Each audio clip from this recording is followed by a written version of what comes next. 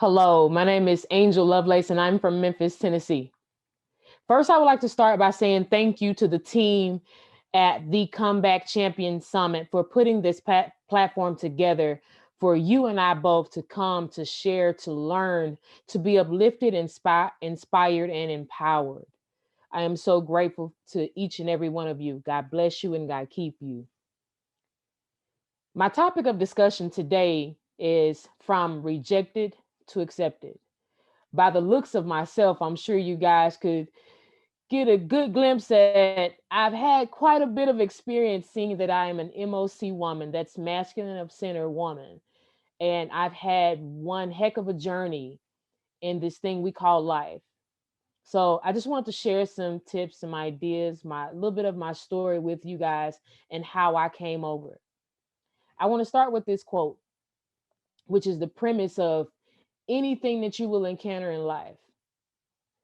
Life is 10% of what happens. The other 90% is perception. As I go through out this presentation, you will begin to see how that particular statement will coincide with everything in your life. It's only 10% of what happens to you, and 90% of perception, how you react, and all of that good stuff, and how to go ahead and move forward with your life. In the world, as a human being, it's so important that we maintain relationships and social status and financial stability. At least that's what we're taught. That's what we're told. So in this world, we tend to deal with a little bit of rejection. But I'm here to tell you how important it is to maintain true acceptance. Rejection has to start somewhere. For most of us, it started in our childhood years.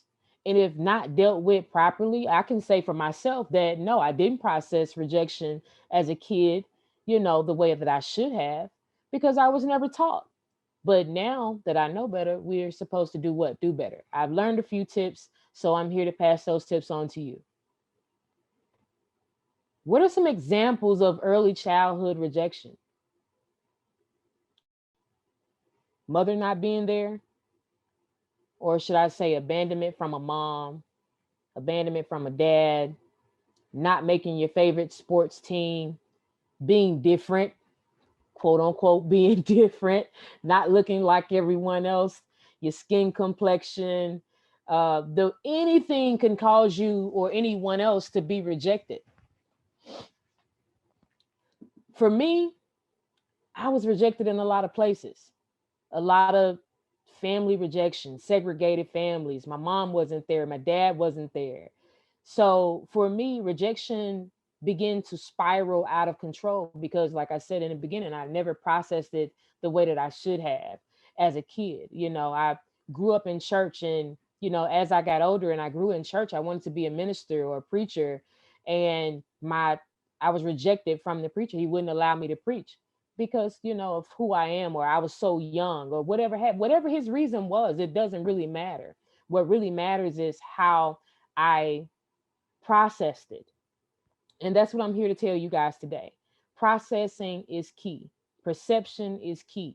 Remember, only 10% of life happens. The other 90% is perception, how you deal with it. How to process it. What is the most important thing? Does it make you better? Does it inspire you? Does it uplift you? Does it empower you? The thing I've learned is that we have to change the way we see things in order to make it work for us. So instead of me processing it as rejection that my pastor didn't want me to preach, I could have possibly processed it as, okay, Angel, continue to study, continue to work harder, continue to nurture that relationship with God. Instead of me feeling rejected, I should have continued to move forward. However, everything happens for a reason, because honestly, I'm glad he told me, no, right now is not the time. I'm glad that God allowed that situation to happen in my life, because at the time, truth be told, I wasn't ready. Now I've learned a lot more. I've dug deeper into religion, philosophy, metaphysics, science. I've done research, and now I have a closer and more meaningful relationship with God. Not saying that I didn't have a relationship with God at an early age. However, I've grown more spiritually, mentally, and emotionally. So for you, what was that rejection moment as a kid for you?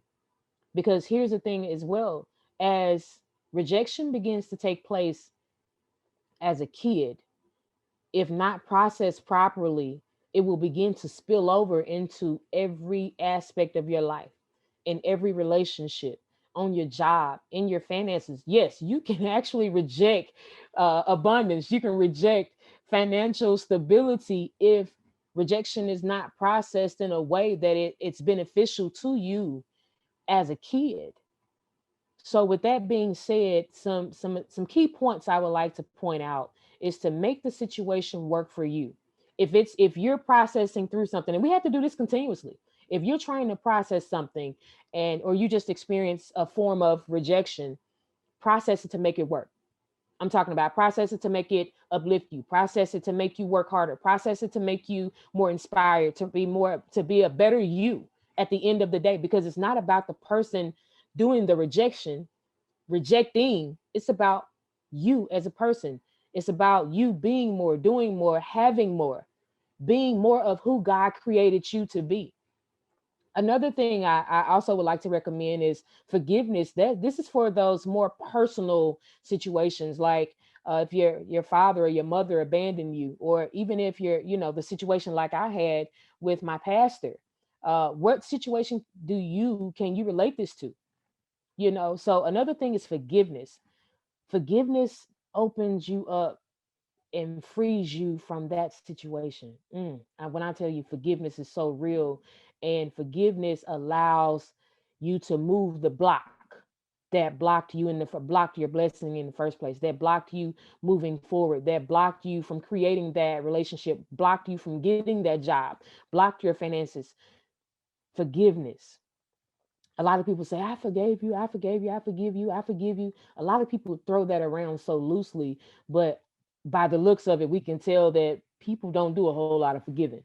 Just by looking at the state of the country, by, the state of relationships, you can tell that people don't do a whole lot of forgiving. So, just a technique that I learned to use in my life, and I would like to pass on and share with you.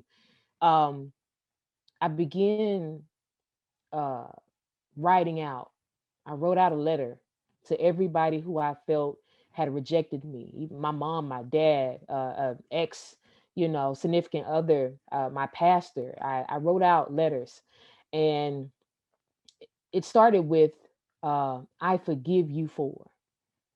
I forgive you for. And I wrote out everything, everything and how I felt. And then after I wrote out that letter, I began to write a letter to myself. And when I tell you this can be one of your most vulnerable places, however, it's necessary. When I begin to write that letter to myself, I begin to heal. I can feel my energy shifting. You can feel this internally. You will begin to feel your spirit shift. I begin to feel better. I begin to feel inspired. I begin to feel relieved of any responsibility. I begin to feel forgiven. And when you begin to forgive, I'll tell you another thing, another secret that a lot of people don't know about. But I read this in a book. I think it was a Wayne Dyer book. He said, as you are forgiving, send love. I think Lisa Nichols spoke of it as well. As you forgive, you also send love. So after I wrote the letter, I didn't give it to him, I burned it. So, but I began every day to send love. I began to call those names out to my mom, to my dad. I send love. I send love your ways. I send peace your way every day, multiple times a day. Whenever I would begin to feel that sense of hatred or discontent, whenever someone spoke their name or their name, I began to send love and appreciation. And believe it or not, you begin to genuinely love the person you're sending love to. I'm getting a little choked up because it's so surreal, because no matter what someone does to you, you can always forgive them. Now, don't forget, because they are who they are. They're not doing this work. You're the person doing this work. So you can't expect them to process things the way that you are learning to process things. You can't expect that, because they're not doing the work. You're doing the work. And you can't expect them to be different just because you're different. Okay, so I'm gonna move forward from this place. So now that we have begin to forgive and accept, now let's move on to who am I? Who am I? When I tell you guys, that was a challenging thing for me, and it may be for you as well, because some of us have been told that we're not going to be anything. We're going to be just like our parents, or we won't amount to anything, or you're a failure, you're nothing. We've been, beat up on so bad verbally that we may not even know who we are. I call it identity theft. And it happened, and it's happening every day to so many of us. So, and this may be going something you're going through. And I begin to ask myself, who am I? Well, I'm a truck driver. I'm a logistics specialist. So, but that's not who I am. That's a job title. I was close to being a millionaire. My financial status has nothing to do with who I am as a person. I'm a wife. I'm a mother. That has nothing to do with who I am at my core. So, I asking myself that question, it was tough. So I challenge you to ask yourself, without the titles, but that intangible place, who am I? And the moment I begin to ask myself that question, and I challenge you to ask yourself that question, who am I? No titles, nothing, just who am I? Self discovery. I'm going to tell you who we are. We are physical manifestations of God. Say, God created us in the image and in the likeness of Himself. What is God? God is spirit. God is source. God is energy. God is everything. Said, I am that. I am. God is everything. Wherever you look, whatever you touch, whatever I am, that God, that is where God is. So that moment that I begin to try to find myself, I found God. See how all this stuff comes together? Everything, all things work together for your good. So in that self-discovery moment, it's very vital to realize and note who you are as a person. Now, for whatever, religious belief, I don't care if it's Buddhism, Hindu, the Nation of Islam, it doesn't matter. It all means the same. So, whatever that spiritual journey you're on, that's what the God, the universal, the intelligence, the spiritual source, we're all divinely connected.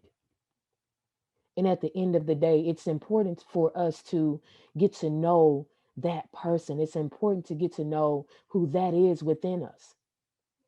So that moment that I begin to realize that, hey, I am a physical manifestation of the God, the universe, the spirit. I'm a spiritual being having a human experience. So the moment I realized that was the moment my life began to shift. I began to realize my capabilities, because I can do all things through the God within. So that God can do exceedingly abundantly above all that I can ask or think. So therefore, that power that's within me, I begin to harness that power. So now I see who I am. I know who I am. So no matter what other people say about me or about you, it doesn't matter, because that does not define who you are as a person. Now, another thing is to get to know your spiritual source, self discovery. And the more you get to know your spiritual source, is the more you begin to know yourself. You got to commune with that thing. Prayer, meditation, worship, reading good literature, the Bible, the Quran, the 81 verses of the Tao, whatever works for you, whatever helps you to commune with the Creator, that's self-discovery. Because I read a quote somewhere. It says that I begin to seek for myself and I found God, and I begin to seek for God and I found myself. All things work together, everything. And living from that place, when you begin to live from that place, you begin to almost, it's almost like you begin to manipulate reality. Because at this place it's almost like Jesus. I don't know if you guys are familiar with the story of Jesus, but um and I say that with caution, because it's all stories. Not to say that I don't believe in Jesus, because I believe in the character of Jesus. I believe in the acts, because Jesus even said in a lot of the parables that, these things I do, you can do also. So therefore, that same power, that same authority that the Spirit, the universe gave Jesus, He also gave to you. Jesus said it. So that's the word. I don't care what religion, what spirituality you practice, it's all fundamental, it's all foundational. So, with that being said, the moment you begin to live from that place of acceptance, you accept who God created you to be, who the universe created you to be, who the Spirit of God is within you, who the Spirit of whatever you believe, whatever, it's all words, it's all wordplay. So, whatever word you want to put, Spirit, God, Allah, Buddha, universe, intelligence, whatever you want to use, but the moment you begin to live from that place is the moment as though it seems like life just kind of forms to you, your thought process, because it all begins with your thoughts and the way that you think. So I'm here to tell you, don't allow rejection to hinder you. Process it until it works for you. Process it until it uplifts you and inspire you and empower you.